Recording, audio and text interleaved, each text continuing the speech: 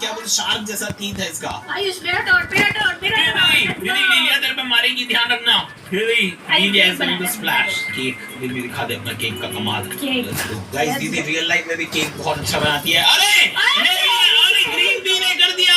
दीदी no time okay दीदी let's go. ये कंटेनर है क्या बात है। Oh my God! ग्रीन बी ने तेरे को धोखा दिया था। ग्रीन बी पहले ही देने से वो क्लियर कर देगी यार। मेरे क्लियर मारी वो उसको बनाने दे। और यहाँ पर मैं करता हूँ एक स्प्लैश। बहुत बढ़िया उसने किया क्लियर। अभी दोबारा बनाएगी एक और बार। आयुष भाई करेगा splash.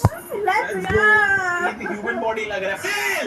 Green bean you are going to down. उसके पेटों में और उसके टट्टी से बाहर निकलना। निकला यहाँ से। चलो